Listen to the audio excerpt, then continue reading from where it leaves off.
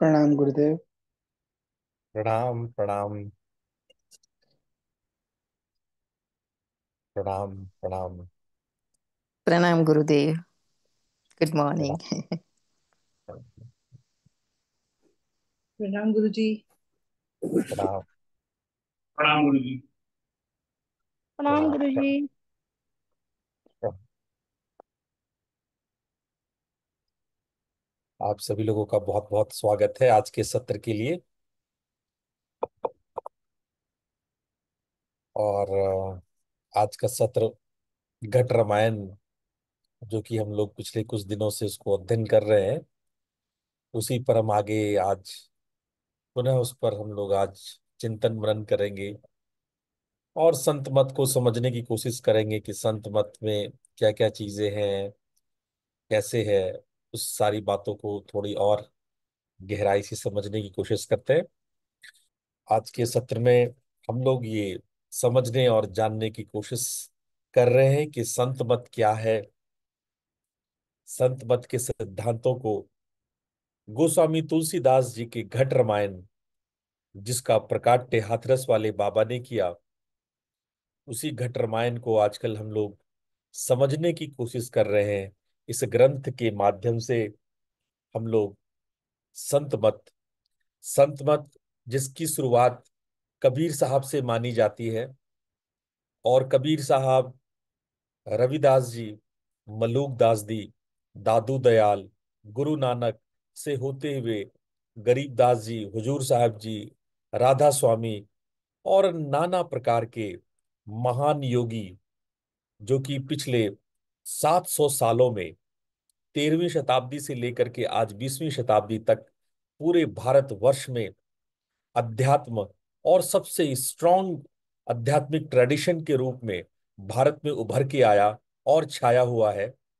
यह संत मत अपने आप में विशाल लिटरेचर्स को लिए हुए है, चाहे कबीर साहब के लिखे हुए दोहे हो, चौपाई हो, साखी हो, शबद हो, चाहे रैदास, मीराबाई, मल्लुकदास जी और अन्य योगियों की हो। उन्हीं योगियों के क्रम में गोस्वामी तुलसीदास जी द्वारा विचरित विरचित घट रामायण, जिसको हाथरस वाले बाबा जी ने उजागर किया, उसको हम लोग अध्ययन कर रहे हैं। उसके अंतर्गत आपने देखा कि हम किस प्रकार से आ, एक मिनट में एक शेयर कर रहा हूं ये पीपीटी। उम्मीद करता हूं कि आप लोग को दिख रहा होगा। दिख रहा है आप लोग को? ओके। तो किस तरह से उन्होंने कॉस्मोलॉजी को एक्सप्लेन किया है। देखो, किसी भी दर्शन को समझने के मौलिक रूप से तीन मेथड्स होते हैं: एपिस्टोमोलॉजी, कॉस्मोलॉजी, एथिक्स। और जो चौथा पार्ट है उसकी प्रैग्मेटिक स्पिरिचुअल प्रैक्टिसेस। तो जो भी दर्शन है उसके लिए ये सवाल उठता है, किसी भी मत को, संप्रदाय को समझने के लिए, कि आपका लक्ष्य क्या है, आप पाना क्या चाहते हो, आप संसार को, सृष्टि को क्या समझते हो, हम जीव क्या है, ईश्वर परमात्मा क्या है। ये सब मौलिक बातें हैं। उसमें जब हम सृष्टि और संसार को समझने की कोशिश करते हैं कि परमात्मा ने कैसे इस संसार को विरचित किया, तो इसको कहते हैं कॉस्मोलॉजी। कॉस्मोलॉजी किसी भी फिलॉसफी का, किसी भी दर्शन का प्राण होता है, सबसे बेसिक पार्ट होता है। कॉस्मोलॉजी को अगर आप पकड़ लेते हैं तो समझ पाते हैं कि वो ये धर्म कितना वैज्ञानिक है, इस धर्म का आधार कितना सुदृढ़ है, ये धर्म बनावटी है, काल्पनिक है, या सच्चे मापदंडों पर या सच्चे अनुभवों के आधार पर की गई है। कॉस्मोलॉजी ये भी तय करता है कि हमारी दिशा और दशा क्या है, हम किसको उपासना करने जा रहे हैं, किसको पूजने वाले हैं, हमारे प्राप्ति और मार्ग क्या है। इसी घट और ब्रह्मांड के रहस्य को समझाते हुए गोस्वामी तुलसीदास जी बेसिक रूप से ये तीन कॉस्मोलॉजिकल पैरामीटर्स को आपके सामने रखते हैं। पहला, महाभूत। मजेदार बात है, उन्होंने पांचों महाभूत की बात ही की है, लेकिन पृथ्वी को नीर का पार्ट उन्होंने बताया है, यानी जल का पार्ट बताया है। 36 प्रकार के नीर होते हैं, इसमें 35वां पृथ्वी है। और पवन 85 प्रकार का होता है, जिसमें से कि अग्नि एक प्रकार का है। तो नीर में ही पृथ्वी छुपा हुआ है और पवन में ही अग्नि छुपा हुआ है। तो कुल मिलाकर के पांचों महाभूत की बातें कही गई है। महाभूतों में तीन की संख्या देख के आप ये ना सोचें कि उन्होंने पृथ्वी तत्व और अग्नि तत्व की बात नहीं की है, सबकी बात की है, लेकिन मौलिक रूप से नीर, पवन और गगन, इसको पूरे विस्तार से व्याख्या किया है। पंच तत्व का बना है पिंजरा, पंच तत्व का बना है पिंजरा, ताम में बैठी मेरी मैना, कुछ लेना ना देना, मगन रहना, कुछ लेना ना देना। संत मत के ऐसे ही वाक्यों, ऐसे ही गीतों से ये पंच महाभूतों के रहस्य को समझा जा सकता है कि ये पंच महाभूत, ये पांचों तत्व एक पिंजरे के समान एक ढांचा प्रदान करता है, एक आकार प्रदान करता है। और ये आकार भारी संख्या में है, क्योंकि हम लोग नाना प्रकार की आकृति पूरी दुनिया में, पूरे संसार में, पूरे ब्रह्मांड में देख और समझ पाते हैं। तो इसीलिए नीर 36 प्रकार के, पवन 85 प्रकार के, और गगन गगन भी 16 प्रकार के। इतनी भारी संख्या में महाभूतों का वर्णन संत मत में किया गया है, और मैं आप लोगों को दोहों के साथ इसकी व्याख्या मैंने प्रायर पहले कर ली है। अब हम लोग आते हैं दूसरा जो एरिया है, जो दूसरा पैरामीटर है, वो है महाप्राण। महाप्राण में इन्होंने चार बेसिक चीजें बताई: भंवर गुफा, त्रिकुटी, नाल और सुंड। भंवर गुफा और त्रिकुटी हमने अभी पीछे थोड़ी चर्चा करी थी आप लोग के साथ, ठीक है। भंवर गुफा 6 प्रकार का, त्रिकुटी 6 प्रकार का। अभी नाल और सुन्न हमने चर्चा नहीं करी, आज करेंगे। तो भंवर गुफा, त्रिकुटी, नाल और सुन्न मौलिक रूप से क्या है, थोड़ा इसको समझते हैं। ये महाप्राण यानी किसी आकृति के पीछे की मात्रिका है। उस वो आकृति कैसे बने, उसके पीछे की मैकेनिज्म है। यही भंवर गुफा, त्रिकुटी, नाल और सुंड महाभूतों को निर्मित कर देती है, महाभूतों को बना देती है। लेकिन महाभूत महाभूत बनने से पहले वो महाप्राण में व्याप्त लय रहता है।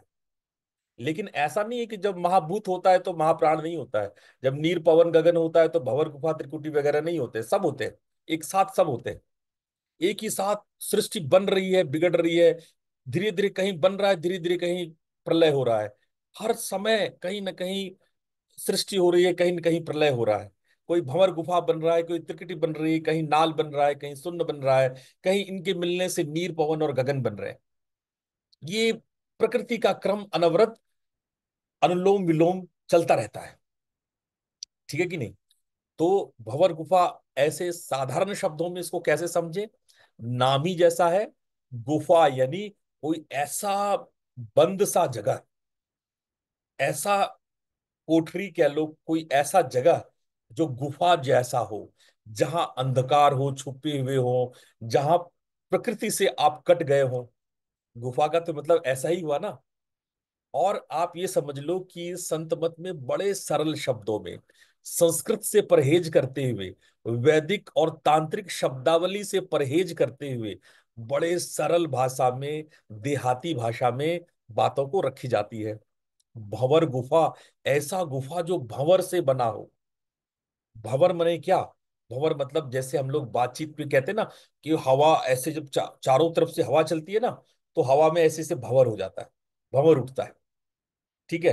हवा ऐसा गोलाकार के रूप में, जब वायु दाब, इसको हम लोग कहते हैं हिंदी में वायु दाब, जब वायु का दबाव होता है तो वायु के दबाव से भंवर बन जाता है। आपने देखा होगा। तो ऐसा गुफा जो भंवर से बना हो, जब चारों ओर पवन का दबाव हो या नीर का दबाव हो, या ऐसा जैसे यूं कह ले कि अ, वैज्ञानिक कहते हैं कि कुछ नेगेटिव चार्ज इलेक्ट्रॉन्स जिसको कह सकते हैं, आपस में जब वो क्लाउड बनाए हुए थे तो आपस में ऊर्जा का एक खिंचाव था। ऊर्जा जो है वो अलग अलग पोल, जो है पोल्स में विभाजित हो रहे थे। एक खिंचाव था एक दूसरे के प्रति, और भयानक विस्फोट के साथ बिग बैंग थियरी हुई, और ये सारे छितर गए, जितने भी पूरे क्लाउड थे वो स्टार्स वगैरह में। ये जो तनातनी खिंचाव या कशमकश जो एनर्जीज का, जो प्राणों का हो रहा है, उसको भंवर कहते हैं, भंवर गुफा कहते हैं। तो भंवर गुफा वो क्षेत्र है जहां पर प्राणों का एक खास दबाव हो, और उस खास दबाव में बीच में एक गुफा जैसी जगह बन जाती हो। और ये बड़े काम की जगह है गुफा। ये मैं आगे चल के बताऊंगा ये गुफा क्यों काम की है। ये गुफा बड़े काम की है साधकों के लिए। ये गुफा बड़े काम की है, 6 प्रकार की होती है। मैं आपको याद दिला दूं इन गुफा के बारे में। ये देखो, 6 प्रकार के गुफा हमने पिछली बार चर्चा किया था। निर्धारी, उन्मनी, हरिहद, चंदर, बेहद और मुक्ति। ये 6 प्रकार के भंवर गुफा हैं। ये भंवर गुफा प्राणों के दबाव से, जब अंतरिक्ष में प्राणों का प्रेशर होता है और एक खास भंवर जैसी स्थिति खड़ी होती है, तो इसको जो सबसे छठा और सबसे उत्तम जो भंवर गुफा है, वो पता है कौन सा है? इसको मैं बड़ा फिज आपको एकदम साइंटिफिक वर्ड्स में बताता हूं। आप लोग सभी जानते हो कि मल्टीवर्सेस है, बहुत सारे यूनिवर्स है, राइट? एक ही यूनिवर्स नहीं है, राइट? बहुत सारे यूनिवर्स हैं। जब बहुत सारे यूनिवर्स के होने से एक आपस में एक दबाव क्रिएट होता है, एक प्राणिक इन यूनिवर्स का जो प्राण है, जो एनर्जी है, जो बहुत बड़े विशाल अनंत शक्तिशाली जो उनकी एनर्जीज है, जब वो आपस में सेंट्रीफ्यूगल और सेंट्रीपिटल फोर्स के रूप में एक दूसरे के साथ तनाव में आते हैं, तो इनके बीच में एक विशाल, एक बहुत ही, उनको किलोमीटर्स में आप नहीं बोल सकते, लाइट ईयर्स में बोल सकते हो, विशाल भंवर उठता है। उसको भंवर गुफा कहते हैं। ये छठा छठा जो भंवर गुफा है, वो अलग अलग यूनिवर्स के बीच का, मल्टीवर्स के बीच के भंवर का नाम है। इसी प्रकार से ये तो छठा हुआ। इसी प्रकार से अलग अलग स्तरों में हमारे भीतर भी होता है ना? तो हमारे भीतर भी इसी प्रकार से ये सूक्ष्म रूप से ये गुफाएं काम करती है। अच्छा, त्रिकुटी क्या है? अब आप त्रिकुटी को समझ लो। त्रिकुटी कहते हैं ट्राइंगल को, जहां 3 धाराएं आपस में मिलती है, जिसको त्रिवेणी कह सकते हो, है ना? तो इसको त्रिकुटी कहते हैं, जहां 3 धाराएं आपस में, ये भी 6 प्रकार के हैं, इसको भी 6 प्रकार का माना गया। और जो सबसे उत्तम त्रिकुटी है, जो सबसे ऊंचा त्रिकुटी है, जिसको कहते हैं कि छठा त्रिकुटी, हंसमुखी त्रिकुटी। ये जो हंसमुखी छठा त्रिकुटी है, ये आप समझ लो कि हमारे यूनिवर्स के जितने ब्रह्मांड, अलग अलग गैलेक्सीज है, जो सारे यूनिवर्स के बीच जो ऑरा बनाती है, सारे गैलेक्सीज, और जो हमारा यूनिवर्स है, हम मल्टीवर्स की बात नहीं कर रहे, जो हमारा यूनिवर्स है जिसमें 10^22 गैलेक्सीज, ऐसा साइंटिस्ट कहते हैं, संभावित है कि इतने गैलेक्सीज हो। ये जो ऑरा ऊर्जा बनाती है वो त्रिभुजाकार है, वो ट्रायंगुलर है, जिसको हम लोग त्रिकुटी कहते हैं। यानी कि जब सारे ब्रह्मांड मिल करके, हमारे यूनिवर्स के सारे ब्रह्मांड मिल करके जो ऑरा तैयार करती है, जो एनर्जी का ऑरा बनाती है, वो एनर्जी का ऑरा जो है वो त्रिकुटी कहलाता है। वहां 3 प्रकार की धाराएं आपस में मिलती हैं, इसीलिए उसको त्रिकुटी कहते हैं। लेकिन इस शारीरिक तल पे, अब मैं बार बार शारीरिक तल क्यों कह रहा हूं भाई? हमारे कबीर साहब या तुलसी साहब या रैदास जी, वो कोई टेलीस्कोप लेके बैठ करके कोई आकाश में रॉकेट लेके तो गए नहीं। वो क्या किए, वो अपने पिंड में यानी अपने शरीर में झांक के देखे, अपने शरीर में। कहते हैं कि जब ब्रह्मांड को जानना हो तो पिंड को जान लो, जो ही पिंड, पिंडे सो ब्रह्मांडे, जो पिंड में वही ब्रह्मांड में है। तो ब्रह्मांड को जानने के लिए उन्होंने पिंड के अंदर में छलांग मार ली और अपने घट में ही ये सारी चीजों को देख लिया, घट में ही सारे सारे के सारे विज्ञान देख लिया। तो उन्होंने अपने ही शरीर में, अपने ही घट में इन्होंने इन त्रिकुटियों को देख लिया। तो ये त्रिकुटी क्या क्या त्रिकुटी थी? अब जैसे ईड़ा पिंगला सुषुम्ना आकर के जहां मिलती है, वो भी तो त्रिकुटी हुआ, उसे भी तो हम त्रिकुटी कहेंगे। तो ईड़ा पिंगला सुषुम्ना मूलाधार में से शुरू होती है, जाके आज्ञा में जाके मिलती है। तो ये भी तो, मूलाधार भी एक त्रिकुटी हो गया, आज्ञा भी एक त्रिकुटी हो गया, है ना। तो इस प्रकार से हमारे शरीर के अंदर ये 6 प्रकार की त्रिकुटी है। और जो श्रेष्ठतम त्रिकुटी है, जो श्रेष्ठ त्रिकुटी जिसको कहा जाता है, वो सहस्रार से भी ऊपर है। ठीक है, वो सहस्रार से भी ऊपर है। सहस्रार, जो चक्र हम लोग का यहाँ सहस्रार चक्र है ना, सहस्रार चक्र के ऊपर त्रिकुटी चक्र कहलाता है। ठीक है, तो ये उससे भी ऊपर है। तो ये त्रिकुटी हो गया। अब अगला टर्म जो है वो आता है नाल, और चौथा है सुन्न। अब जरा ये नाल और सुन्न को भी समझ लें तो थोड़ा सा मामला क्लियर हो, क्योंकि नाल शब्द देहाती भाषा में नाली को कहते हैं। जब हम लोग कोई नाली निकालते हैं ना, नाली बहती है, नाले, नाला, नाली, है ना, ये नाल कहते हैं। पहाड़ी लोग मेजरमेंट को भी नाल कहते हैं। पर एनीवेज, यहां पे नाल कहा गया है कुछ खास प्रकार की नाड़ियां। नाड़ी, एक तो शारीरिक नाड़ियां हैं और एक नाल है। नाल जहां पे आपके सूरत की या शब्द की, सूरत कहते हैं, स्रोत से शब्द आया है सूरत।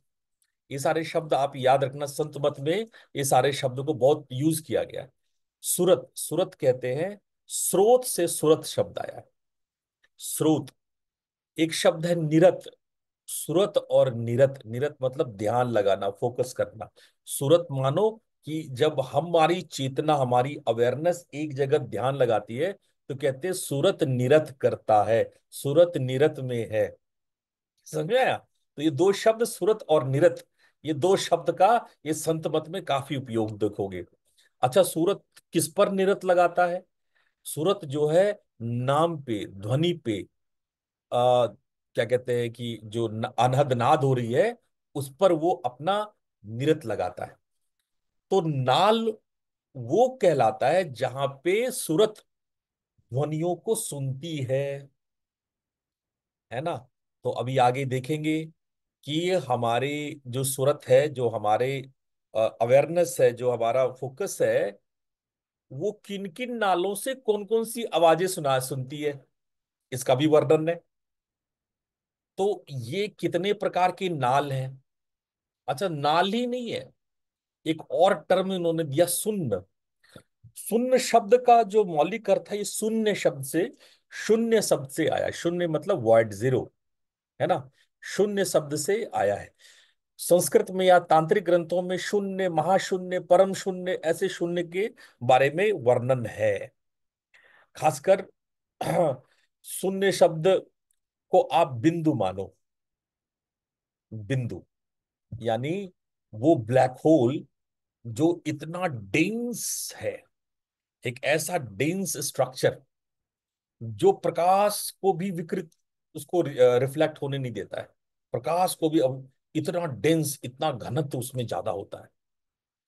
ऐसे जो हमारे शरीर के अवयव है, जो हमारे शरीर में प्राणों का जो स्वरूप है, उसको शून्य कहा जाता है। शून्य में उतरने पर आप बिल्कुल निर्विचार हो जाते हो। हम कहते हैं ये शून्य में चला गया, कोना कोमा में चला गया। अब ये ना बोल रहा है, ना हंस रहा है, ना देख रहा है, ना सुन रहा है। समझ रहे हो? ऐसा बोलते हैं ना कि ये सुन्न हो गया बिल्कुल। कहते मेरा हाथ सुन्न हो गया, हाथ में चोट लग गई, हाथ सुन्न हो गया। काफी देर से बैठे थे, पैर सुन्न हो गया जी, सो गया जी, कहते हैं ना ये। तो सुन्न, समझ रहे हो क्या मतलब है? सुन्न का मतलब है कि जब आप बिल्कुल से ऐसी अवस्था में आ जाएं जिसमें कि आपके सारे फिजिकल मेंटल एक्शंस बंद हो जाएं। तो अब ये भी 21 प्रकार, ये भी अभी आगे चल चल के पढ़ेंगे, ये भी बहुत प्रकार के हैं, 21 प्रकार के शून्य हैं। तो ये सारी बात अगले क्लास में हम आप लोग को शरीर के बारे में गोस्वामी जी क्या कहते हैं वो बताएंगे। अब शरीर को भी उन्होंने अलग अलग कोठा, कोठा यानी कि महल, घर, है ना, घर, उसकी सिद्धियां, उसकी प्रकृति और उसकी नाड़ी, ये सारी चीजें शरीर के विषय में ये हम अगले दिन अगली बार चर्चा करेंगे। पर जब भी संत मत ने ब्रह्मांड को, कॉस्मोस को समझने की कोशिश की, तो कॉस्मोस को बेसिक इस थ्री में उसने डिवाइड किया। क्लियर है सभी को यहां तक? Very good. कोई प्रश्न हो तो आप पूछ सकते हैं। अब हम जहां पे छोड़े थे, पहले मैं इसका दोहा सुना दूं तो आपको ये चार्ट समझ में आएगा। ये दोहा मैं थोड़ा बोल के सुनाता हूं, आप अगर साथ में पढ़ लो तो अच्छी बात है। त्रिकुटी छई नाम निज गाया, तुलसी भिन्न भिन्न भेद लखाया, जोगी जीत रीत कोई जाने, त्रिकुटी चढ़े भेद पहचाने। आगे सतमत द्वार लखाऊं, सुकिरत सेत द्वार दर्शाऊं, जौन दिशा सुकिरत है भाई, तौन दिशा सत द्वार लखाई। अष्ट कबल दल दर्पण माई, नाभिसेत नल मध के ठाई। नल नागिन करी बैठी बेखा, जीव भखन को करे अनेका। पुनि सरोवर ते ही पास विराजे, तापर बैठ सभा बहु गाजे।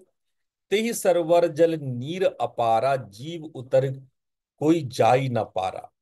कौन दिशा नागिन रस रूखा, कौन दिशा सरवर रहे सूखा।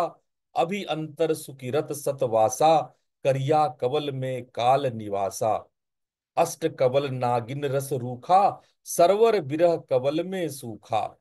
यह सत रीत द्वार दर्शाई, अब मैं कहूं सुनो तुम भाई।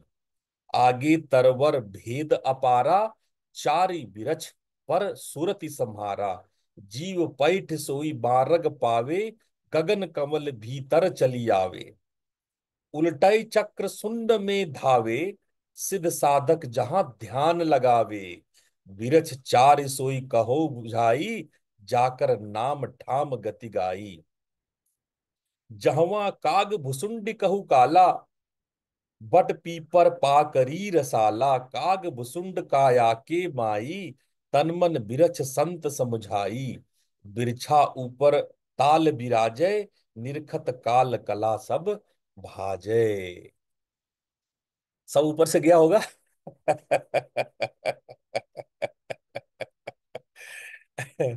अवधी भाषा में लिखी गई है। उस समय ये भाषा बोली जाती थी, उस समय हिंदी नहीं बोली जाती थी ना, उस समय यही भाषा बोली जाती थी। तो ये समझो देहाती भाषा में लिखा हुआ ग्रंथ है, तो उसमें इसी भाषा में बताया गया। तो हम लोगों ने पिछले दिन जो 6 त्रिकुटियों का जो हम लोगों ने वर्णन किया था, तो उसमें जब गोस्वामी जी भीतर झांक करके उन सारे त्रिकुटियों को देखते हैं, तो उनको एक दरवाजा वहां दिखाई पड़ता है जिसका नाम है सुकृति। एक ये सुकृति, जो सुकृति है, जो ये दरवाजा है, ये दरवाजा भंवर गुफा के पास है। मतलब उस दरवाजा के पास एक भंवर गुफा है। मैंने पहले ही बताया आपको भंवर गुफा का क्या काम होता है। एक ऐसी गुफा जहां साधक सेफ होता है, जहां साधक सेफ होता है।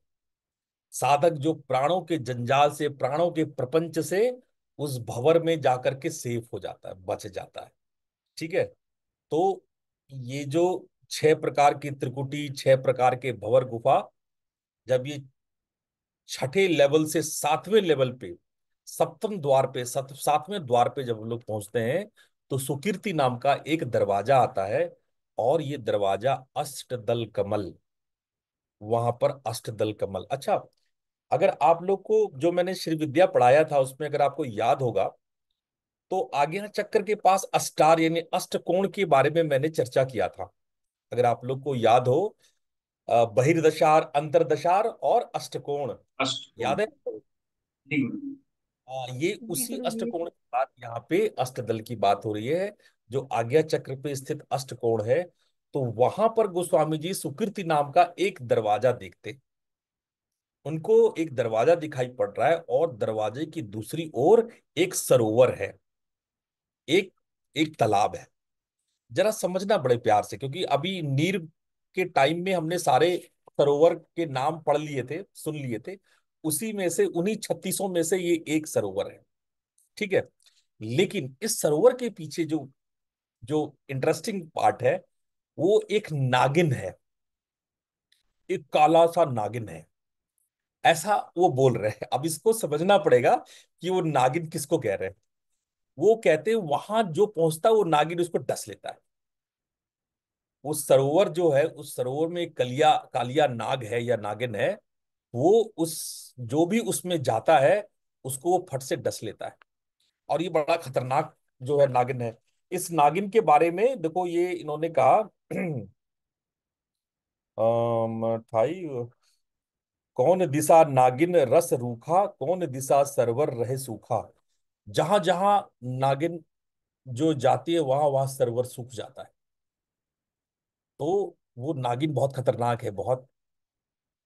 अब जो जीव की हानि करे, जीव की हानि कौन करता है? जीव की हानि करती है माया, भ्रम। जो हमारा भ्रम है, अविवेक है, जो हमारे भीतर की अविद्या है, तो इसी अविद्या को यहाँ पे नागिन कहा गया। कि जो अविद्या रूपी नागिन है वो आज्ञा चक्र में भी विराजमान है। वो अलौकिक चक्र है, वहां पे हम लोगों को अलौकिक ज्ञान होना चाहिए। लेकिन अलौकिक ज्ञान होने के साथ साथ वहां पे एक एक नागिन बैठी हुई है, जो हमारे विवेक को डस लेती है। और उस चक्कर में हम लोग कई बार नीचे गिर जाते हैं। जैसे सांप सीढ़ी के खेल में ना, आप देखोगे 99 पर एक सांप बैठा रहता है। आपकी गोटी गलती से भी 99 पे चली गई ना, वो नीचे आकर के 7 नंबर पे आके खड़ी हो जाती है वापस। ठीक है ना? तो वैसा ही मानो, वैसे ही एक नागिन खड़ी है।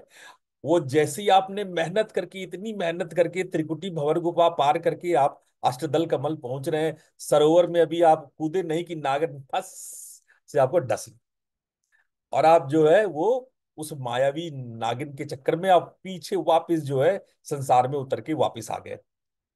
ये बड़ा खतरनाक खेल है उस नागिन का। उसके आगे कहते हैं कि वहां पर जो उस सरोवर है, उस वो इस ये सरोवर किसी से पार ही नहीं हो पाता, जीवों से। जीव उसको पार ही नहीं कर पाते। ये इतना कठिन ये नागिन का है कि इसको पार कर पाना, कहाँ नागिन किस तरफ से निकल जाए उसका पता नहीं चलता है। अब उसके बाद कहते हैं पर कुछ साधक यदि उसको भी पार कर ले, उसको पार करने वाले का नाम है कागभुसुंडी। अच्छा, बड़ा मजेदार बात है। अभी सारे नाम आएंगे, राम, सीता, लक्ष्मण, दशरथ, भरत, शत्रुघ्न, सारे नाम आएंगे। अभी बाल कांड में जो सबसे स्ट्रॉन्ग नाम, जो सबसे पहले आप देखोगे रामचरितमानस में, अगर सबसे पहला किरदार जो रामायण में जिसका रोल था वो निकल के आता है, वो काकभुसुंडी है। और यहाँ भी घट रामायण में भी जो सबसे पहला किरदार, रामायण का किरदार जो सबसे पहले सामने आ रहा है वो काकभुसुंडी है। काकभुसुंडी क्या है दरअसल? एक खास तरह का कौवा होता है, ठीक है। और वो ना रामचरित मतलब राम का चरित्र सुनाता है, जहां जहां राम का वर्णन है वो आके गाता है, राइट। उसको कहते हैं काकभुसुंडी। काकभुसुंडी मतलब जो राम का चरित्र गाता हो, राम का गुणगान करता हो, दिन रात राम का वर्णन करता हो, है ना। वो तो कौवा काव काव नहीं बोलता है, वो कौवा राम राम बोलता है, ठीक है। तो वो उसको बोलते हैं काकभुसुंडी, ठीक है। अब ये काकभुसुंडी यहाँ पे वर्णन करने का क्या मतलब है? देखो यहाँ पे लिखा, जहवा काग भुसुंडी कहू काला, बट पीपर पाकरी रसाला, काग भुसुंडी काया के माई, तन मन बिरज संत समुझाई। अब इसको हम लोग समझते हैं। काकभुसुंडी कहा किसने? जो लोग रामचरित यानी आध्यात्मिक महिमा को गाते रहते हैं, अध्यात्म को, ईश्वर को, जिनके अंदर में भक्ति होती है, वो तो इस काले नाग से बच जाते हैं, है ना। जो काकभुसुंडी ही सरोवर पार कर पाता है। ये कह रहे हैं यहाँ पे कि सरोवर को कौन पार करता है? सरोवर को काकभुसुंडी पार करता है। यानी कि जो लोग, जो भक्ति है, भक्ति आपको इस सरोवर से पार करती है ना। ये कहने का तरीका है एक्चुअली, ये संतों का एक तरीका है कहने का। तो उस अपने तरीके से कह रहे हैं कि जब वो पार करते हैं तो वहां पे चार प्रकार के वृक्ष हैं। वो कौन कौन से वृक्ष हैं? वट, पीपर, पाकरी और रसाला। ये वट, पीपर, पाकर और रसाला यानी आम का पेड़। पीपल है, आम का पेड़ है, बट का पेड़ है, पाकर का पेड़ है। तो चार प्रकार के पेड़ है। चार प्रकार का पेड़ पता है क्या है? हमारे चार पुरुषार्थ, अर्थ, धर्म, अर्थ, काम और मोक्ष, इसी को चार पेड़ कहा गया। ठीक है। जो हमारे भीतर का धर्म, अर्थ, काम और मोक्ष है, वही चार पेड़ है। तो कहते हैं इस सरोवर को पार करके जो कागभुसुंडी है, वो इन वृक्ष पर बैठा रहता है। तो आप अगर कागभुसुंडी यानी भक्ति, आप गुरु के पास जाते हैं या आप मंदिर जाते हैं, भक्ति करते हैं, या जो भी आपका इष्ट है, उनकी भक्ति से इस सरोवर को पार किया जा सकता है। और आप जब पार कर लेंगे तो आप आराम से चारों पुरुषार्थों को पूर्ण करते हुए उनकी, उनके वृक्ष पर बैठ करके गा सकते हैं। राइट। तो इस तरह से कवि की कल्पना, इस तरह से कवि की भाषा है। तो ये बातें कविताओं में कही गई है। ठीक है। तो आगे कहते हैं, अच्छा, इस वृक्ष के आगे भी अभी यही कहानी समाप्त नहीं हुई है, यात्रा यही समाप्त नहीं हुई है। इस वृक्ष के आगे भी एक सरोवर है, और ये खतरनाक वाला सरोवर है, छोटा मोटा सरोवर नहीं है। तो ये खतरनाक वाला सरोवर है। इस सरोवर को, ये सरोवर ऐसा है जिसको बोलते हैं मान सरोवर। ये मान सरोवर ऐसा सरोवर है जहां पे कौवा हंस हो जाता है। और आप कबीर साहब के बहुत सारे दोहों में देखेंगे कि कौवा हंस बन जाता है। कौन है कौवा? जो मल से, जो गंदगी से बना हुआ, कर्म के बंधनों से बंधा हुआ जीव है, जो जो बद्ध जीव है, वो कौवा है। और हंस क्या है? जो पाक साफ निरंजन है, जिसमें कहीं कोई गंदगी नहीं है। यहाँ पे कोई रेसिज्म नहीं है कि किसी को काला या किसी को गोरा कहा जा रहा है। कौवा और हंस का यहाँ पे मतलब है जो कर्मों के कलमश, कासाय और कालिक से दबा हो, वो कौवा। और जो आत्मा के प्रकाश से पूर्ण हो, एकदम श्वेत हो, वो हमारे हंस हो गए। तो देखते हो ये जो बहुत सन्यासी लोग नाम के आगे परमहंस लगाते हैं। परमहंस का मतलब क्या? परमहंस मतलब जब ये कौवा हंस बन जाता है, जब मानसरोवर को पार कर लेता है, जब हंस बन जाता है, और जब सरोवर को पार करके आगे चला जाता है, जब बंकनाल में उतर जाता है, तब उसको कहते हैं कि ये परम हंस हो गया। 8 अटारी है, 8 अटारी है। 1 मिनट में मैं आ रहा हूं, आप लोग बस 1 मिनट वेट कीजिएगा। दरवा, दरवाजे पे कोई है?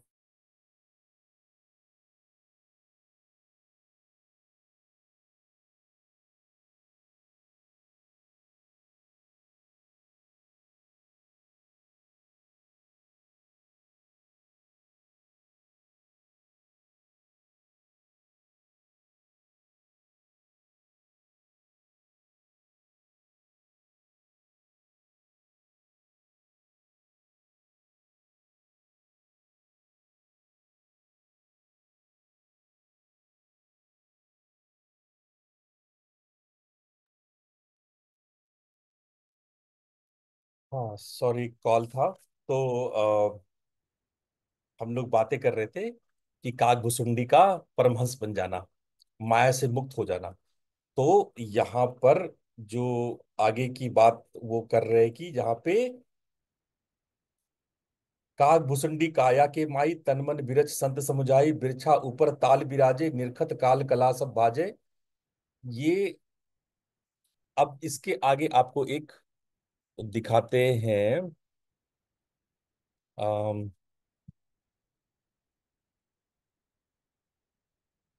तो आपको ये बात समझ में आएगी। देखो, इस वाले को पढ़ो। बिरछा ऊपर ताल, जहां काल कर कय नहीं, तुलसी संत दयाल, दिया भेद भिन्न भिन्न लखा। हम्म। सखीरी बिरछ पै ताला, जहां कर कय न काल, बिरछा के जड़ नहीं पाती, वाकी ढुरी ढुरी डाल।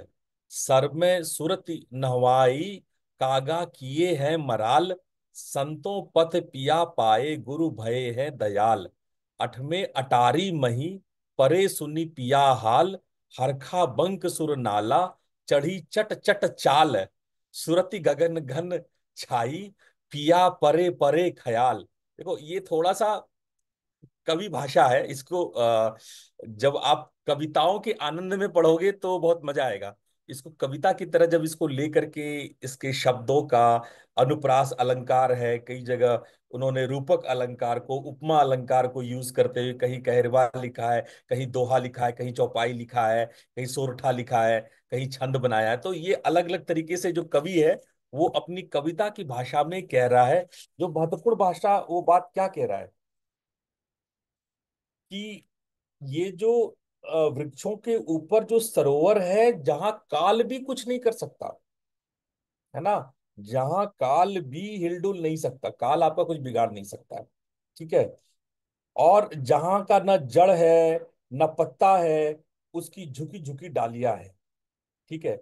इस सरोवर में सुरत सुरत जो आपकी सुरत है, जो आपकी अवेयरनेस है, जो आपकी सजगता है, जो आपका दृष्टा भाव है, वो स्नान करता है। स्नान करने, नहाई का मतलब होता है स्नान करना, है ना। ये टर्म है ना।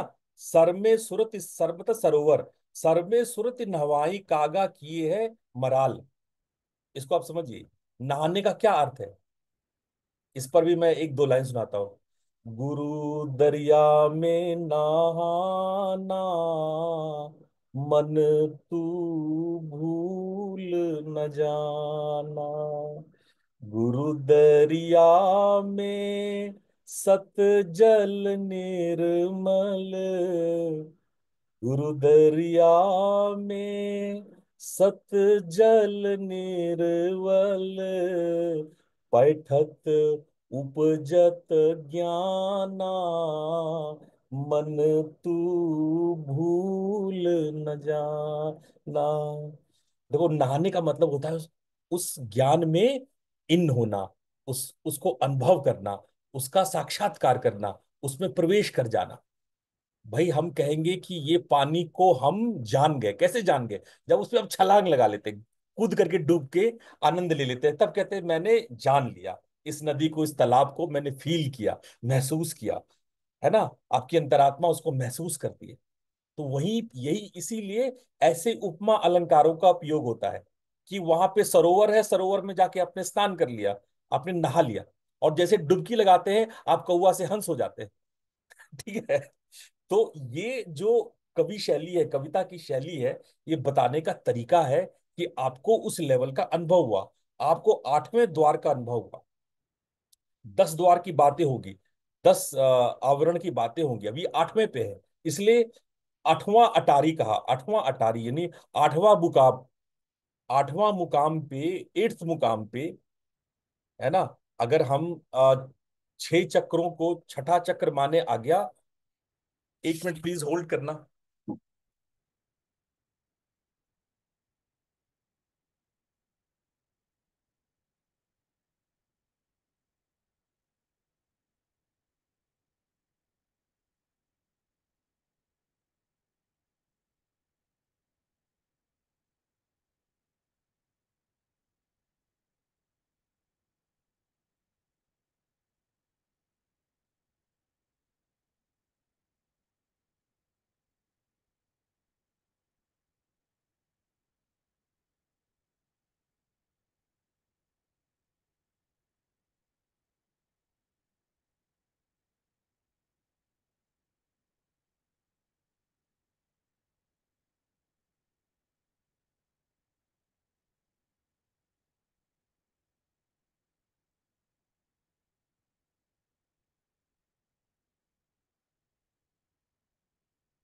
क्षमा कीजिएगा।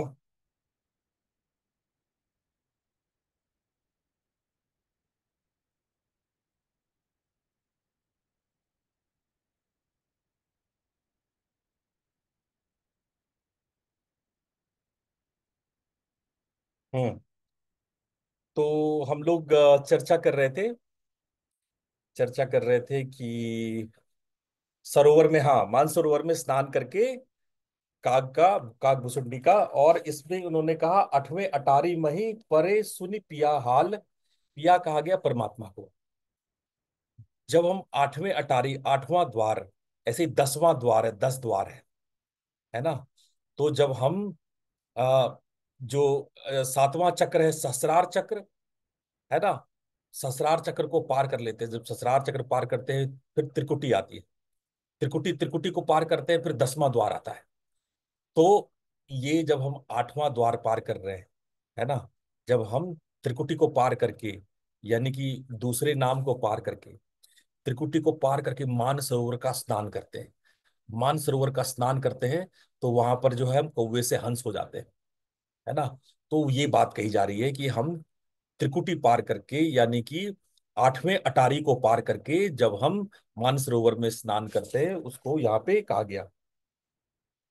वहां पर एक बंक नाल आता है। उस बंक नाल में प्रवेश कर जाने से आप काल से और माया से फ्री हो जाते हो। देखो, संत मत में एक और सुंदर बात है। इस बात को थोड़ा समझना, संत मत को समझने के लिए सब छोटी छोटी बातें बहुत जरूरी है, इसलिए मैं बता दे रहा हूं। दो प्रकार की शक्तियां मानी जाती है संत मत में। एक कहते हैं काल शक्ति, और एक कहते हैं दयाल शक्ति। ठीक है। ये कबीर साहब से लेकर के आज के जितने भी सिखों से लेकर के, नानक साहब से लेकर के, जो निरंकारी से लेकर के, और जो राधा स्वामी से लेकर के, जितने भी नॉर्थ इंडिया में नॉर्मली जितने भी संत मत की स्ट्रीम्स हैं, वो लगभग लगभग लगभग लगभग इन्हीं परंपरा को, इन्हीं शब्दावली को यूज करते हैं, इन्हीं वर्ड्स वर्ड्स भी यही रहते हैं इनके। ठीक है। तो ये जब इसको, दो दो प्रकार की शक्ति, काल शक्ति और दयाल शक्ति। काल शक्ति है जो सृष्टि को बनाती है, दयाल शक्ति है जो सृष्टि से आपको लेकर के वापिस अपने घर ले जाती है।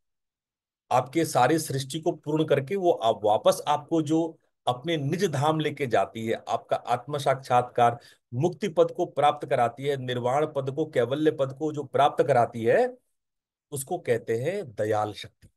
तो दो प्रकार की शक्तियां होती है, इसीलिए आप कंफ्यूज नहीं करना, ये दयाल शक्ति और काल शक्ति। ठीक है। काल शक्ति जो आपको सृष्टि में अनवरत बनाए रखे, वो काल शक्ति है। और दयाल शक्ति जो इस सृष्टि से छुड़ा करके आपको हाथ पकड़ के खींच करके जो आपको परमात्मा से मिला दे, इसको दयाल शक्ति कहते हैं। इसीलिए हम लोग अपने गुरुओं को दयाल कहते हैं, अपने गुरुओं को दयाल शक्ति कहते हैं। अपने गुरुओं को नहीं कहते काल, आप काल शक्ति हो। अपने गुरुओं को हम लोग दयाल शक्ति कहते हैं। ठीक है। तो ये दो प्रकार के, काल शक्ति और दयाल शक्ति। तो यहां पर जो ये शब्द इस्तेमाल हुआ है, हर का सुरति गगन में छाई पिया परे तुलसी तरक, तो ये काल शक्ति जो है वहां बंक नाल में प्रवेश नहीं कर पाता है। अब मैं एक और आप लोगों को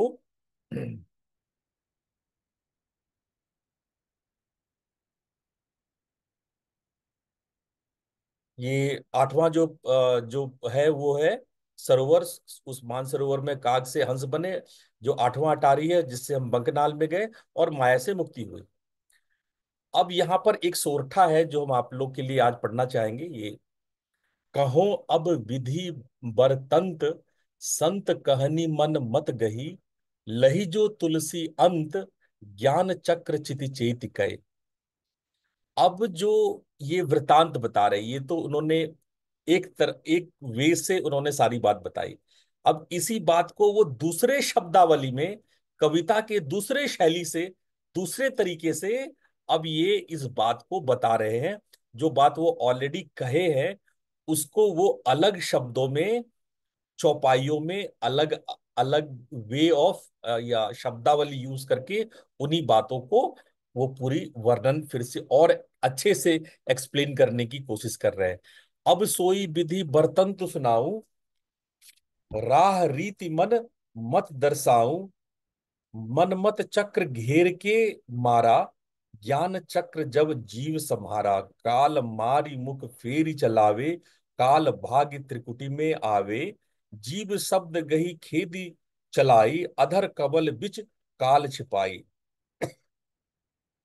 भर्म चक्र जब काल चलावा, भ्रमित जीव भरम जब आवा, संशय सोग जीव उपजाई, साहेब शब्द बिसरी गयो भाई, भगिया जीव गगन मग माही, चाहे कोई काल गहेगो नाही, जीव वहां से निसरी पसाई, नाल बंक में जाई समाई, बंके नाल काल गति लैया, जीव भागी आगे चली गैया, परम कमल में जीव छिपाना, वहां काल जो जाई समाना।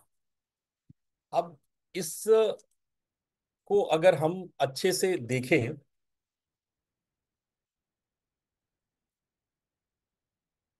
तो आपको इन शब्दों को समझने की जरूरत है कि यहाँ पे अपनी बातों को समझाते हुए गोस्वामी जी कह रहे हैं कि दो प्रकार का चक्र है, ज्ञान चक्र है, एक ब्रह्म चक्र है। ठीक है। और जीव ज्ञान चक्र में भी जा सकता है और ब्रह्म चक्र में भी जा सकता है। काल जो है उसको ब्रह्म चक्र में खींचता रहता है, और जो दयाल शक्तियां हैं वो उसको पुकार पुकार करके ज्ञान चक्र में ले जा रही है। तो इस ज्ञान चक्र और ब्रह्म चक्र के इस बातों को बड़े सुंदर ढंग से कवि भाषा में गोस्वामी जी कह रहे हैं कि जब से जीव ने ज्ञान चक्र को संभाला, तभी से उन्होंने मन की गति को, या मन जो वृत्तियां बनाता है उन वृत्तियों को वो तोड़ता चला गया, उस चक्र को, उस वृत्ति को वो तोड़ता चला गया। चक्र भी तो वृत्ति ही तो है। उन चक्र को, उस वृत्तियों को वो अपने ज्ञान से उस सारे अज्ञान के चक्रों को, सारे अविद्या को तोड़ता चला गया। लेकिन वही अगर भ्रम से, अविद्या से ग्रसित होकर के वो अगर ज्ञान चक्र में नहीं जा पाया, ज्ञान में नहीं उतर पाया, तो क्या होता है, काल उसको पकड़ लेता है ना। काल उसको बार बार पकड़ लेता है। अच्छा, ये काल जो है ये सारे चक्रों, सारे त्रिकुटियों पे होता है। ये काल जो है ये हर जगह व्याप्त होता है, केवल गुफा में नहीं आता है वो। याद रखना, मेरे ये टर्म बार बार आएंगे इसलिए हम पहले ही क्लियर कर दें। काल जो है वो त्रिकुटियों में रहता है, वो 6 त्रिकुटियों में रहता है, उसका आना जाना त्रिकुटी में है। त्रिकुटी मतलब क्या, सृष्टि। हम सृष्टि को अरेंज करते हैं, यांत्रिक बनाते हैं, उसमें एक खास ढंग से आकार बनाते हैं। जो ट्रायंगल है ना, ट्रायंगल आकृति का सबसे न्यूनतम आकार है। ट्रायंगल से ही सारी आकृति बनी है। जैसे हम कोई रेखा खींचते हैं, एंगल बनाते हैं, ये तो आधा हुआ ना। जब हम ट्रायंगल बना देते हैं तो एक आकृति, पूर्ण आकृति बनती है। यही ट्रायंगल को डबल कर दो, स्क्वायर हो जाता है ना। ट्रायंगल के तीनों जो लाइंस है उसको आर्च कर दो तो सर्किल बन जाता है ना। तो जितने भी आकृतियां हैं, दुनिया की जितने भी आकृतियां हैं वो त्रिभुज से ही बनती है, ट्रायंगल से ही बनती है। ट्रायंगल किसी भी यंत्र का, किसी भी सृष्टि का बेसिक आकार होता है, बेस आकार होता है। ठीक है। इसलिए हमारे यंत्र में भी ट्रायंगल बेस होता है। तुम श्री यंत्र में भी देखो, सबसे बेस में ट्रायंगल है, उसके अंदर बिंदु है, बिंदु, बिंदु के बाद ट्रायंगल, ट्रायंगल के बाद भी सारे सारे सारे चीजें हैं। तो ट्रायंगल जो है वो समझो कि ये बेस है। तो वहां जब भी सृष्टि होगा तो वहां पे काल का साया रहता है। काल उस सृष्टि को बचा के रखता है। अगर अगर काल वहां नहीं हो तो सृष्टि डस्ट होने लगता है, इसलिए काल वहां छिपा रहता है। तो यहां पर वो कहते हैं कि काल जो है त्रिकुटी में जाके छिप जाता है। काल भागी त्रिकुटी में आवे, ये देखो ये टर्म यहाँ पे है ना। ये काल भागी, तीसरा लाइन देखो, काल भागी त्रिकुटी में त्रिकुटी में आवै, जीव शब्द गही खेदी चलाई। अच्छा, अब क्या है, जीव जो है, आ, जो अज्ञानी जीव है, उसको वो वहां पे त्रिकुटी में पकड़ लेता है और वहां पे उसको जो है फंसा देता है, पूरे भ्रम चक्र में फंसा देता है। और जो भ्रमित जीव है वो फिर भ्रम में, माया में उलझ जाता है, संसार में उलझ जाता है। और साहब, यानी यहाँ जो साहब शब्द है, साहिब शब्द बिसरी गयो भाई, वो अपने परमात्मा को भूल जाता है। यहाँ साहिब परमात्मा के लिए है, परमात्मा को भूल जाता है ना, भ्रम में होकर के। वो संशय शोक में, जो जीव के अंदर में संशय प्रकट हो जाएगा, शोक प्रकट हो जाएगा, और धीरे धीरे वो अपने परमात्मा को, अपने गुरु को भूल जाता है, उनके शब्दों को भूल जाता है।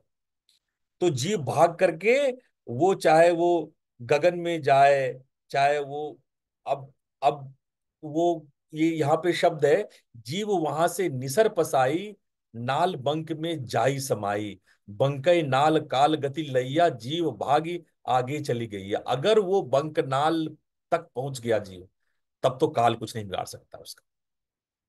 लेकिन उसके अभी आगे बताएंगे कि उससे पहले कई नाल है, और बाकी नालों में तो फिर वो जो है काल आ जाता है, लेकिन बंक नाली है जहां पे काल नहीं आता है, जहां पे काल नहीं घुस सकता है। तो वो उन नालों से होते हुए, उन शब्दों से पकड़ के, नाल में शब्द बजते हैं, धुन बजता है, गैबीय आवाज होती है, मध्यमा और पश्चंती की आवाजें होती है। तो इन बैखरी, नहीं, मध्यमा और पश्चंती की आवाजों, जिसको नाल से होते हुए वो बंक नाल तक पहुंच जाता है। काल की गति बंक नाल के आगे नहीं जा सकती है ना। तो वहीं पर जाकर के काल जो है वो जाकर के विलुप्त हो जाता है, काल जाकर के अपने में लय हो जाता है, स्वयं में विलीन हो जाता है। काल जो है वो खुद में विलीन हो जाता है, काल स्वयं में आगे। तो ये आपको जीव काल और ये समझ में आ गया। लास्ट में आज चलते चलते ये वाला भी बता ही दूं, कुछ समय अपने पास है। वहां जीव कोई बचन न पावे, रहस नाल जीव पैठी समावे, वहां कहूं काल सुनन जब पावे, समाधान होई काल सिधावे। आ, आप ये समझो, इसको मैं हिंदी में ही बता देता हूँ, आप लोग इसको पढ़ते रहना, समय कम है थोड़ा, मैं जल्दी शॉर्ट में आप लोग को समझाऊं कि जहां पे अगर वो भ्रम चक्र में, भ्रम में, शोक में, संशय में, दुख में अगर इंसान उतर जाता है, तो उस उसको काल खा जाता है।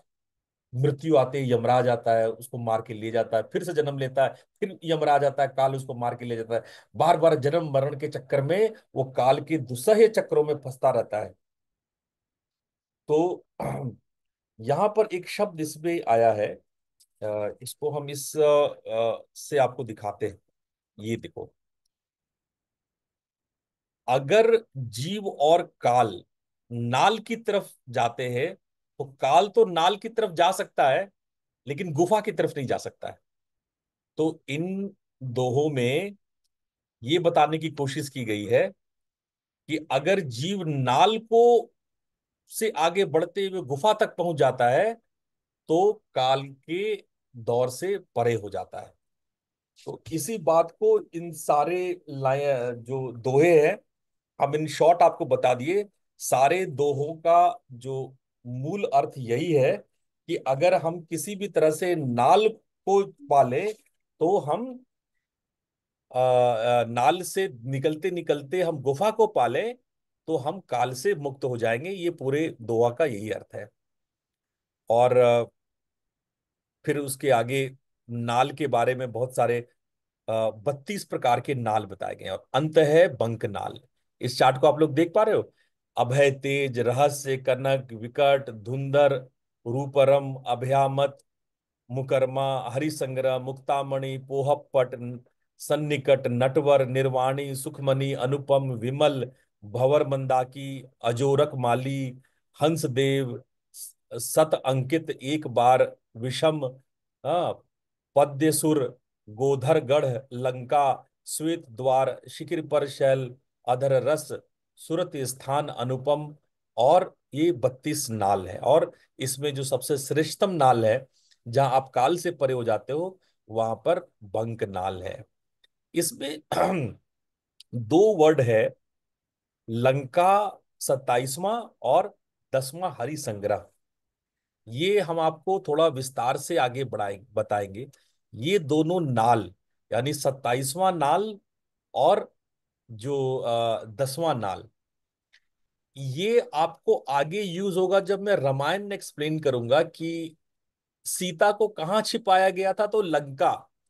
तो ये नाल का वर्णन है जहां पे सीता को रखा गया। वो जो जिस वाटिका को हनुमान ने उजाड़ दिया था, वो वाटिका जिस लंका में, तो वो वास्तव में गोस्वामी जी उस नाल की चर्चा कर रहे थे। वहां पे नाल का कॉन्सेप्ट था। हम ये आगे आएंगे, ये अभी आपको केवल एक हिंट दे रहे हैं। ये हम आगे आके बताएंगे कि यहाँ पे नाल क्या है, लंका क्या है। और एक जो 10वां है हरि संग्रह, हरि संग्रह में राम लक्ष्मण जहां रहते थे कुटी बना करके, या राम लक्ष्मण का राक्षसों से युद्ध करने के लिए जो कुटी बना के जब वो रहते थे, उसको हरि संग्रह कहा जाता था। जहाँ पे राम लक्ष्मण जिस कुटी में रहते थे ना, उस कुटी में रामायण में उसको हरि संग्रह। अच्छा, हरि संग्रह भी एक नाल है। अब ये सारे चीज रामायण में आएंगे। हरि संग्रह नाम की कुटी में दोनों रह के युद्ध कर रहे थे, लंका में, अशोक वाटिका में। ये सारे नाल हैं। अब ये रामायण में ये कैसे, किस तरह से कहानी गई है, किस तरह से हम लोग की आत्मा का उत्थान है, वो रामायण जब आप, इसीलिए ये टर्म्स आप लोग को थोड़ा थोड़ा हम आपको हिंट आउट कर रहे हैं। हाँ शर्मा जी, आप कुछ पूछना चाह रहे हैं, पूछें। जी गुरु जी प्रणाम। तो हाँ। गुरु जी, नाल जो है वो एक प्रोसेस ऑफ ट्रांजिशन है बेसिकली, जो हमें जो भी साधक है उसको एक स्थान से दूसरे स्थान पे लेके जाएगा। और धीरे धीरे जैसे जो ये इतनी सारी नाल है, तो धीरे धीरे धीरे नाल के अंदर समय, जो काल है उसका प्रभाव कम हो रहा है। और हम्म अंत में बंक नाल में जाके काल बिल्कुल समाप्त हो जाता है, काल का हम्म अस्तित्व समाप्त हो जाता है। ऐसा हम्म ही है हम्म ना जो आप बता रहे हो? इन बाकी 32 में काल का आवागमन है। वहां रावण हाँ, राज्य है। आवागमन लेकिन कम होता जाएगा। जो अगर हम रावण पहले राज्य है वहां पे, कम ज्यादा की बात नहीं है। रावण अच्छा राज्य है हर जगह। अच्छा अच्छा अच्छा। हाँ, वो वहां वहां जाया जा सकता है, लेकिन लेकिन एक आपने बंक इसमें नाल ये भी है। बताया कि जो काल, सॉरी, जो बंक नाल के बाद हम कहाँ पहुंच रहे हैं, सॉरी बंक नाल नहीं, किसी भी नाल के बाद साधक कहाँ पहुंच रहा है? जैसे रहस्य के बाद कहाँ ये पहुंचा, ये कनक के बाद? ये प्रोग्रेसिव क्रम में नहीं है। मतलब अच्छा, ये ऐसा प्रोग्रेसिव नहीं नहीं है। है कि अभया के बाद रहस्य में जाएंगे, रहस्य के बाद कनक में जाएंगे, कनक के बाद विकट में, ऐसे नहीं है। ये अच्छा। ये ये सीरियल वाइज नहीं है। ये हम्म। टोटल नंबर है। इन नाल से हम अलग अलग मध्यमा पश्यंती की नाद को सुनते हैं। यानी 32 तरीकों से हम नाद को सुनते हैं। यानी 32 way of listening the Anhad sounds. आरी बात समझ तो में? जिसका संबंध कुछ नाड़ियों से भी है, कि नाड़ियों से नहीं, क्रॉस नाड़ियां करने अलग है। का? अभी नाड़ी कुछ पे समझ चर्चा नहीं। करेंगे, अगले क्लास में नाड़ी पे चर्चा करेंगे। वो नाड़ी अलग ठीक है। से गोस्वामी जी ने समझाया है। वो एकदम ठीक इंटायरली है। डिफरेंट पार्ट है। गोस्वामी ठीक जी है इसको गुरु। बिल्कुल अलग, नाड़ी को अलग, तो शरीर वाले पार्ट में नाड़ी को समझाए हैं। आप देखो, मैंने वो चार्ट में आपको दिखाया था ना, ये देखो। यहाँ पे शरीर जब बताएंगे तब उसमें जो चौथा है, कोठा सिद्ध प्रकृति और नाड़ी, वहां नाड़ी में हाँ, जाकर के गोस्वामी जी नाड़ी के बारे में बताएंगे। ठीक है गुरु। ये धन्यवाद गुरु। नाल उससे डिफरेंस है। नाल है the process when you listen the sound. आप जब हम्म, आवाज को सुन रहे हैं, तो आप 32 तरीके से आवाज को सुनते हैं। ठीक है। हम्म, ये ठीक है नाल गुरु। अनहद नाद को कैरी करता है, या हम्म। साउंड्स को कैरी करता है। ठीक है। तो जिसकी नाल में जाएगा साधक, वो उसको ध्वनि, उससे जुड़ी हुई ध्वनि सुनाई देने लगेगी, ये मतलब है? हाँ हाँ हाँ हाँ हाँ। धन्यवाद। तो तो आज तो हम इतना ही करते हैं, और कोई आपके प्रश्न वगैरह हैं तो आप बताएं।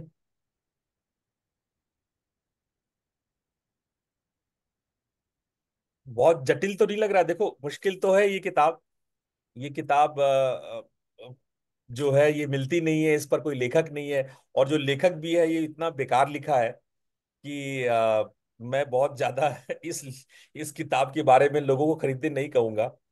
पर संतों की बानी इतनी बेबूज थी, अब वो कह रहे हैं अपनी लोकल भाषा में, और जो बातें कह रहे हैं वो बहुत गहन और गंभीर कर रहे हैं। कविताओं के माध्यम से सहज शब्दों का इस्तेमाल करके, सरल शब्दों का इस्तेमाल करके वो बहुत सारी बातें संत बताना चाह रहे हैं। लेकिन उसको ठीक ठीक वही समझ पाता है जो आ, अपने गुरु के बातों को, जो जो गुरु उस रास्ते से गुजरा है, उस गुरु के सानिध्य में साधना करके, और जो फिर वो नाद के शब्दों से, है ना, उसको सुनता है, उस पर उसमें मगन होता है, वही उस इस भाषा शैली को पकड़ पाता है ना।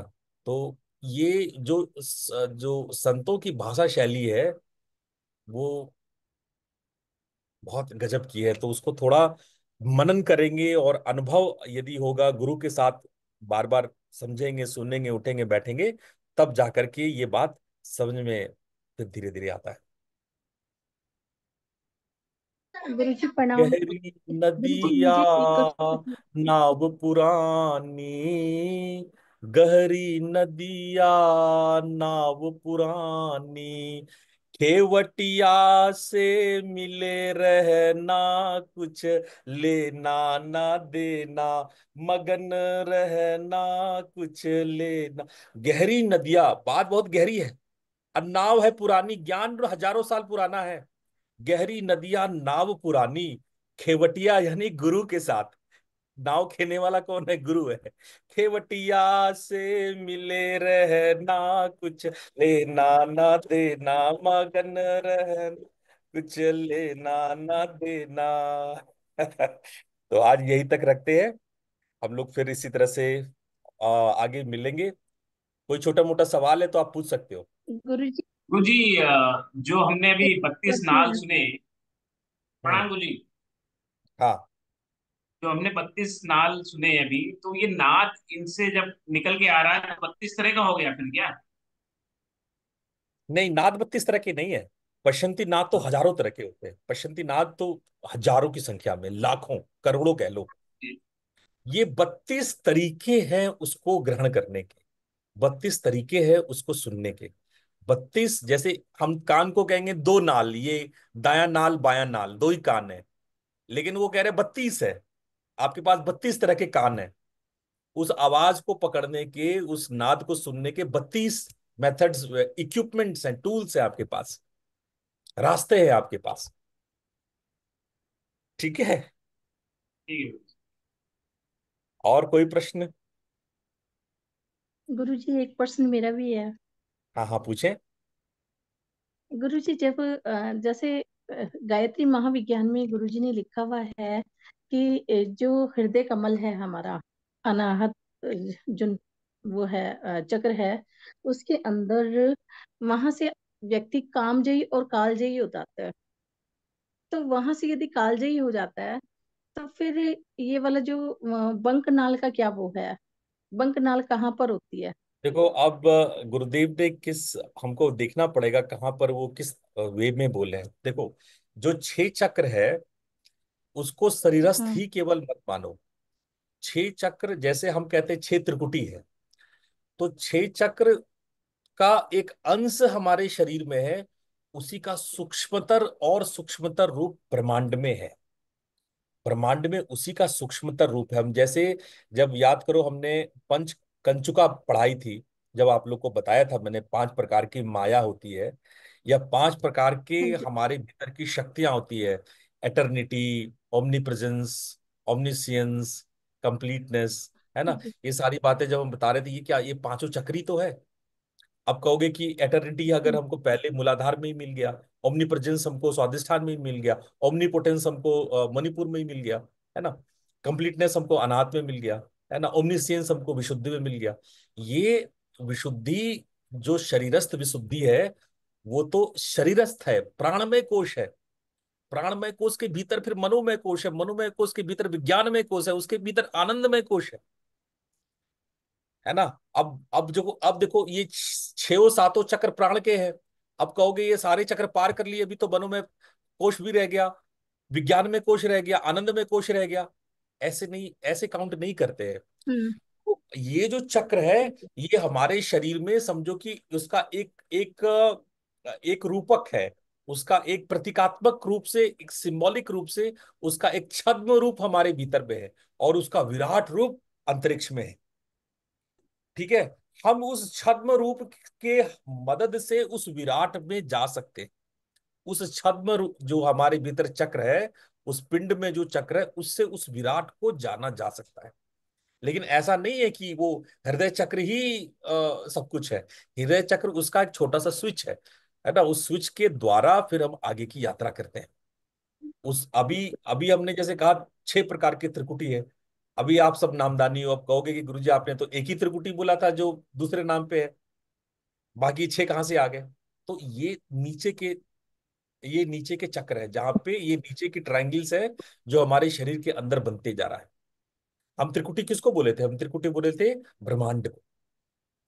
याद करो, जो त्रिकुटी स्थान है वो सहस्त्रदल कवल के आगे त्रिकुटी स्थान है। त्रिकुटी स्थान हाँ किसको कहा जी। जाता है? ब्रह्मांड को कहा जाता है ना।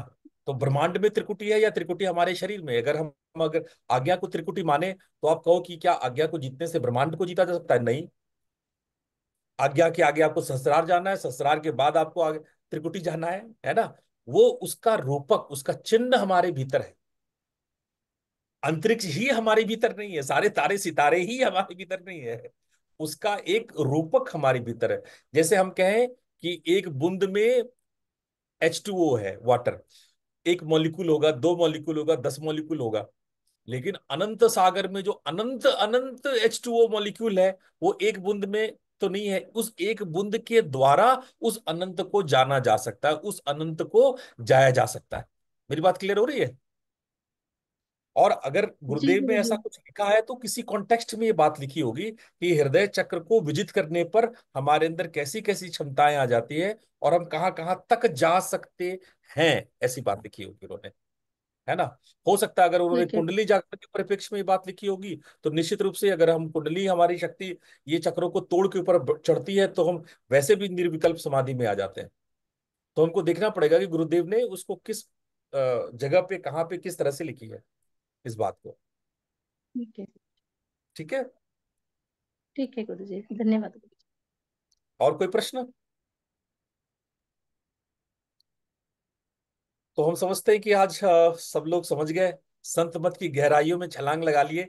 आप लोगों का बहुत बहुत धन्यवाद। प्रणाम। संडे को फिर मिलते हैं। प्रणाम गुरु जी। प्रणाम गुरुजी। प्रणाम। प्रणाम गुरुजी। प्रणाम गुरुजी। प्रणाम गुरु जी। ब्लेसिंग्स। प्रणाम। रवि प्रणाम गुरुजी।